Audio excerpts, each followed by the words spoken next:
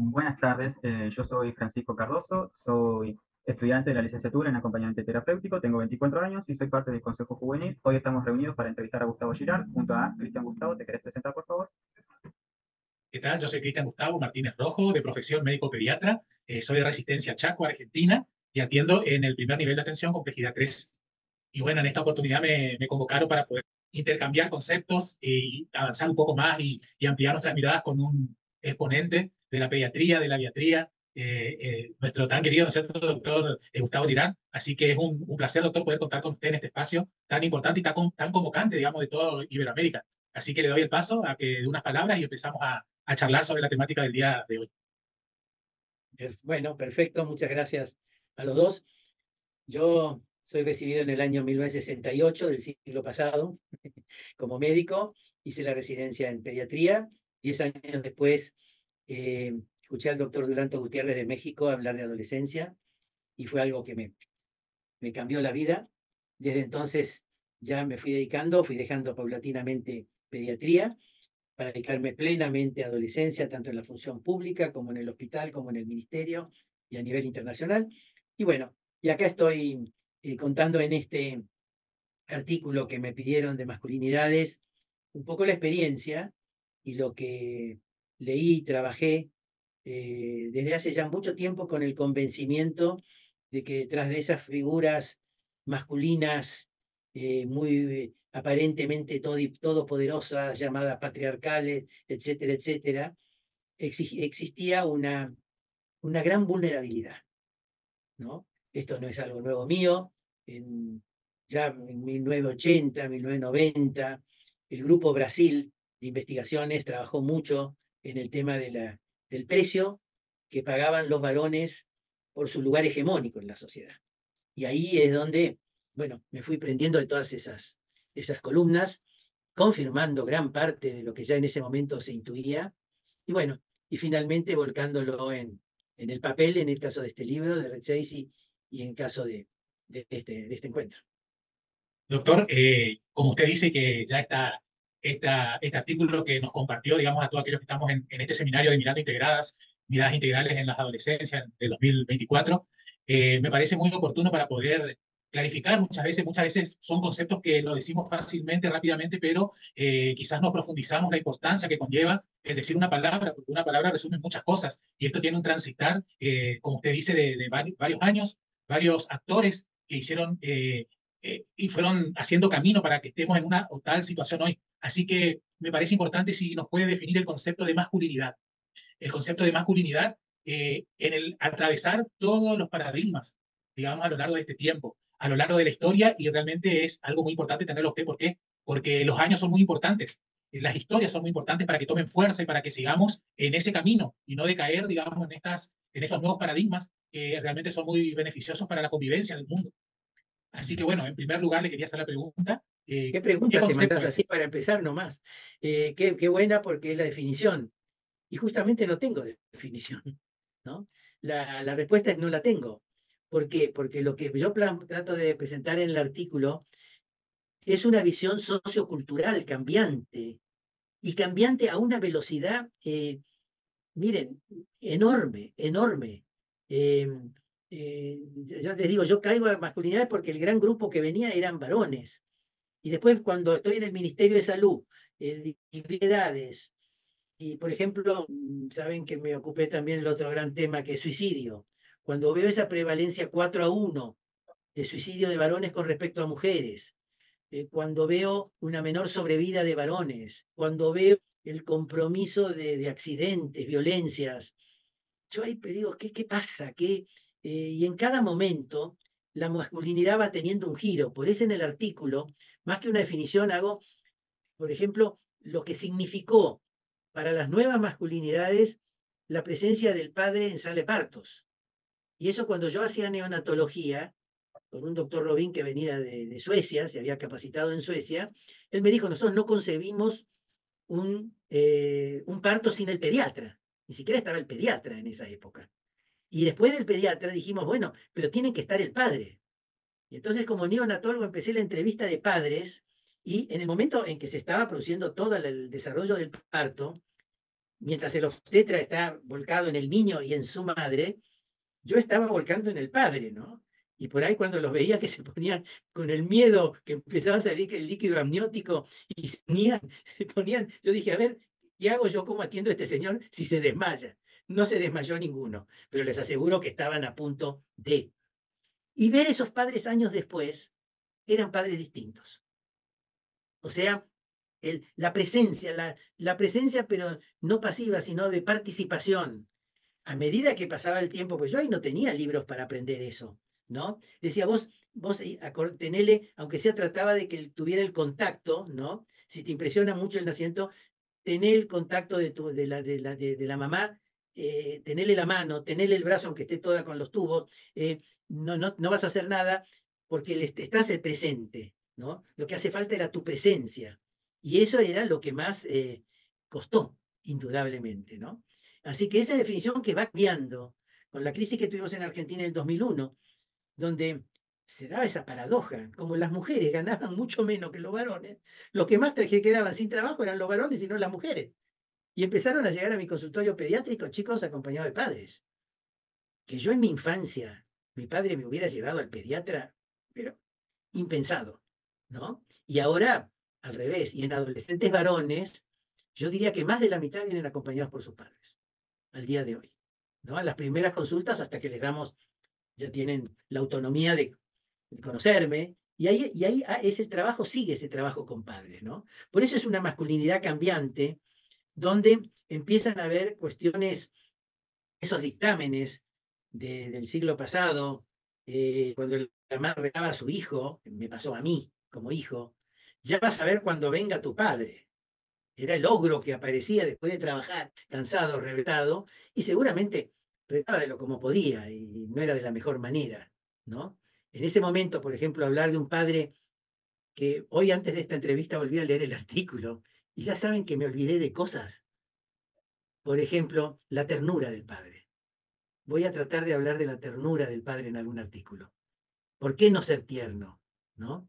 Y si es capaz de ser tierno, va a ser, ni qué hablar para el bebé, el chiquito o la chiquita. Si va a ser tierno, ni qué hablar en su relación de pareja. Y si va a ser tierno, ni qué hablar en cómo va a representar esto para él. O sea, para su futuro, ¿no? Porque si tiene ternura con el hijo, con la pareja, la va a tener mismo con sus amigos. Es otro gran tema de la masculinidad, ¿no? Las Eso me mujeres, parece. yo lo pongo en el artículo ahí, terminan la secundaria, te quiero, te amo, te voy a recordar. Nosotros no, es recorrer la vuelta olímpica, romper lo que sea, y todo eso va generando un proceso. Es, ¿Cómo le voy a decir a un compañero, te voy a extrañar? Los voy a extrañar, ¿no? Y ahí todo cambia. a lo largo del artículo y de lo que uno va también incursionando en la lectura científica, uno puede ver en términos generales, por decir que la masculinidad hoy en día no hay una, sino son muchas masculinidades, como, porque la masculinidad está también ligada a cada persona individualmente. Eh, y es una gran puerta donde se socializó de una manera no llamativa, por decirlo, de que el hombre pueda expresar sus afectividades, sus sentimientos, sus frustraciones y no llevar, digamos, que ya quizás podamos hablar más adelante, digamos, ese yugo de que yo tengo que ser el proveedor, yo tengo que ser el fuerte, yo tengo que el enseñar a defendernos, yo tengo que enseñar que mi hijo, mi hija también tiene que ser fuerte, y como que siempre está en esa postura desgastante emocionalmente, que lo que hace que todas estas cuestiones de la ira, cómo maneja, gestiona sus emociones, en vez de hacerlo de manera más favorable, lo hace de manera más negativa porque está influenciado por esta sociedad, ¿no es cierto? Y por la familia, que yo tengo que ser el que. Entonces, es realmente apasionante cómo se llegó a esta instancia. Y otra cosa que yo le quería preguntar, Doc, que muchas veces nosotros podemos tomar como sinónimo masculinidad con machismo. Entonces, en breves palabras, digamos, si bien este es un transitar de conductas, de pensares y todo esto, que usted nos pueda decir una ligera interpretación, por decirlo así, a lo largo de su año, que si son sinónimos, hay que empezar a deconstruir cosas que tenemos en nosotros para poder expresarlo bien o poder tenerlo bien definido para poder nosotros también como agentes digamos, para la sociedad, poder expresar de forma correcta para que la gente también sepa definir y digan, esto no quiero, esto sí quiero. Perfecto, totalmente de acuerdo. La prueba está que yo me detuve mucho en el feminismo, ¿no? Justamente para ver que no era algo que el machismo como mucha gente cree que es la contraposición del feminismo. No, de ninguna manera. Son procesos totalmente distintos. Y por eso hablamos de masculinidades en plural y de machismo en particular, aunque hay muchas manifestaciones machistas. Por eso, siempre que uno toma experiencias y trata de ver lo cambia, la idea de procesos dinámicos que cambian, marcan la diferencia. Porque a veces uno ve en la defensa de los derechos muchos eslogan que son como frases, la masculinidad hegemónica, en fin, como que son frases hechas y que no marcan la profunda complejidad del cuadro, ¿no? O sea, hay dos acciones de los humanos que están muy ligadas. Y esto no me daba el artículo para seguirlo, ¿no? El dolor, el dolor está muy cerca de la violencia. Por favor, creo que después de mi artículo nadie va a entender que hago una apología de la violencia, intento justificar, pero es difícil. A veces la violencia surge del dolor, incluso físicamente. No, salimos a la noche o tropezamos con la pata de la cama, nos rompemos el dedo gordo. ¿Y qué es? Es un grito con una mala palabra para no decir en esto la puteada, respecto a lo que nos pasó, ¿no? Es la primera cuestión. Y después eso marca. Entonces, sin defender ahí, está ahí la vulnerabilidad. Donde está el dolor, el dolor es un gran en la vida. El dolor es un gran aprendizaje, que si lo superamos, aprendemos a no volvernos a patear el dedo con la pata de la cama. Pero si no lo superamos, ahí viene la violencia. Entonces, de un hecho que tal vez percibido, surge una reacción totalmente inadecuada y, por no decir, hasta perversa a veces, ¿no? O sea que es todo una cosa que va, todo el ser humano estamos muy entrelazados. Y lo interesante del proceso actual es que se está tomando conciencia. Y entonces el feminismo y el machismo. El feminismo es una búsqueda de derechos, posiciones. Podemos a veces decir que algunos se van de mambo. Cualquier crecimiento en la sociedad es así. Social es así. Con subidas y bajadas, pero en ascenso. Eso es como yo lo veo. Y ahí es donde el feminismo, los logros. Es más, cómo la humanidad, la cuestión es cómo la humanidad tardó tanto. Por eso hago también en un momento el paralelismo entre la ciencia, que fue muchas veces fomentó el machismo, porque era algo como la fuerza, que como una valoración. Y cuando ahora la ciencia va descubriendo la participación de la mujer en la procreación, etcétera, viene estas nuevas, que es difícil, es muy difícil el tema por a dónde la sociedad puede comprender, ¿no? Y por suerte lo que sí tenemos es una cantidad de leyes, patria potestad compartida, en fin, toda, mismo también lo que significó el ADN, porque era el dolor, la violencia y si no, disparar y negar paternidad. Aún el día de hoy lo vemos, ¿no? Así que muy buena esa pregunta, pero son totalmente dispuestos, diferentes feminismo y machismo. Y en el artículo me llamaba la atención también un poco que uno me interpelaba a leer el título Masculinidades vulnerables. Yo decía, ¿cómo uno puede tocar este tema sin victimizar al hombre? Porque es todo lo contrario a lo que uno estuvo viviendo, como que, otra vez retrocedemos en decir, pobrecitos los hombres. Pero me llamaba la atención los índices de todas aquellas causas de muerte, los índices de suicidio, las causas externas, todas estas cuestiones, el acceso, digamos, a la salud, el ser incorporados a un programa integral de la atención del hombre también, así como la mujer, ese programa de atención desde su cuerpo, y otras cosas más, ¿no es cierto? Entonces, cuando usted habla de masculinidades vulnerables, ¿qué nos puede, digamos, compartir de esta visión al cual usted denomina así?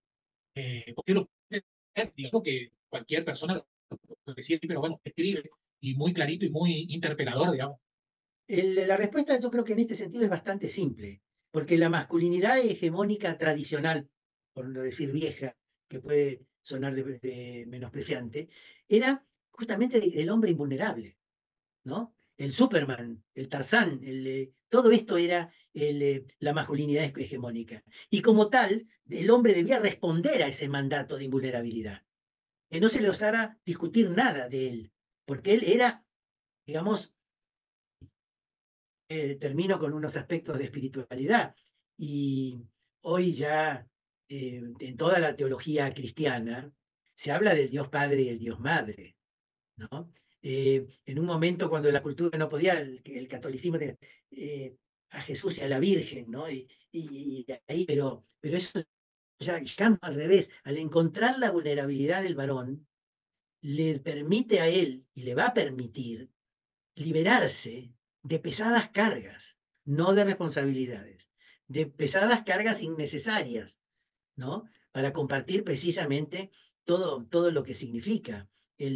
Fíjese que mismo los orientales, el famoso escudito del yin y el yang, que es así, donde la feminidad entra en la feminidad y la unidad entra en la feminidad, pero ¿cuánto fue recién la psicología del siglo XX que nos lleva a que los varones nos sintamos avergonzados de nuestros aspectos femeninos, ligados al cuidado, ¿no es cierto?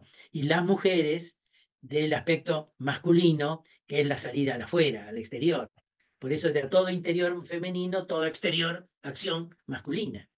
Pero claro, decirle, si yo le dijera a un varón hace 100 años, vos tenés aspectos femeninos, creo que me pegaría bastante fuerte, ¿no? El señor. Doctor, y también como últimas preguntas así que me surgen. Y, por ejemplo, ¿qué visión usted nos puede compartir a nivel global y a nivel regional sobre estas vivencias de las nuevas masculinidades, digamos, atravesando? Porque como que uno por ahí observa de manera externa, ¿no es cierto? Porque yo no tengo la posibilidad, digamos, pero hay como que en lugares está como más fluido, digamos, estos compartir, estas formas de vivir, estas formas de sentir, de expresar, y en otros lugares como que uno ve que está transitando y en otros como que se ponen muy duros. Así que en esta trayectoria, ¿usted qué nos puede decir en dónde estamos parados hoy en esta temática? Yo creo que es muy dispar en todo el nivel, a nivel mundial, ¿no es cierto? Eso pasa por ciertas etapas evolutivas de las civilizaciones, por por también todas las vivencias religiosas espirituales que van cambiando, son diferentes y están tomando posturas diferentes en base a esto, y entender que es un proceso evolutivo. Para mí, la base es algo que evoluciona, cambia, y a veces en sociedades muy primarias, muy primordiales, indudablemente todavía donde el físico debe prevalecer, indudablemente hay una supremacía masculina por sus mismas hormonas, ¿no es cierto?, que marcan diferencias, pero también a medida que en este sentido no vamos a tener que, creo, aquí ya no lo voy a ver, no sé si usted tampoco, pero no creo una uniformidad a nivel universal, al menos mundial, sino que va a irse dando a través de las redes sociales, se van a ir dando uniformidades que antes no existían, ¿no? Y ojo que cuando uno, bueno, no me voy a extender porque alargaría mucho. Y eso, por ejemplo, la ropa con que están los adolescentes y los jóvenes, como Francisco, con las redes sociales, son prácticamente universales. Son prácticamente universales. Uno ve los videitos de Corea y qué sé yo, y es muy similar. Si ven gente de mi edad, de Corea no tenemos nada que ver, ¿no? Y ni siquiera los gestos podemos compartir, ¿no? Así que, y por allá hacia el futuro es optimista. Es optimista. Vieron que cuando pongo en el artículo que a veces los militantes de derechos son tan impacientes que cambia, estamos siempre en lo mismo, retrocedimos 20 años y tal. No, no retrocedimos. Acuérdense esto, va así, así bajadas, las situaciones socioculturales, ¿no? Y sube. Yo soy muy optimista, humanidad, a pesar del dolor, de las guerras, de todo, que parecía que no íbamos a presenciar estas guerras. Sin embargo, algo tendremos que aprender. Y una última pregunta, Doc. ¿Quién es el encargado, por decirlo de alguna forma, de la educación, de que la persona, digamos, se vaya construyendo de una u otra manera, por decirlo, yendo a los extremos, la masculinidad, el machismo? ¿Qué factores Todos, es? todos, todos, todos, todos, todos, todos los actores. Ninguno debe estar excluido, pero todos los actores son necesarios. Le he hecho un poquito ahí alguna cuestión a mentales, y va a ver, y veo desgraciadamente que a veces muchas mujeres educan en el machismo también, ¿no? A sus hijos varones. Entonces, No, no haga, todos, déjame, hago yo, voy a hacer tal cosa. Exacto, es funcional, lógicamente. exactamente, exactamente, así es. Así que bueno, un placer poder compartir muchas cosas que hicimos decir el doctor. Bueno, ya lo vamos a tener en vivo ese día, así que ahí vamos a tener la posibilidad de hacer muchas más preguntas. Esto da para mucho más, pero es algo realmente apasionante que vino a transformar vidas y a dar libertad, pero libertad para la humanidad. Así como algo hermoso, no sé si él quiso, pero lo sentía así, es hablar de su importancia para que vayan construyendo cuestiones a lo que estamos hablando hoy, porque esto del feminismo, de lanzar las mujeres los derechos, de buscar igualdad, esto también fue algo muy necesario también para el hombre, porque si no, hoy no estaríamos hablando en estas cuestiones, en estos términos, ni el hombre también pudiese haber llegado a vivir estas libertades, pero estas libertades del interior, que lo digo, de la persona, del alma, de la psiquis, de la salud mental, que tanto hablamos de salud mental, que es el 80% de las enfermedades, pero lo que menos bolilla le damos a la salud mental, ¿no es cierto? O sea que más allá de lo que muchas veces se quiere vender, se quiere hacer ver, somos y tenemos que cultivar esa cuestión de, como decía el doctor, no es todo malo, todo aporta a.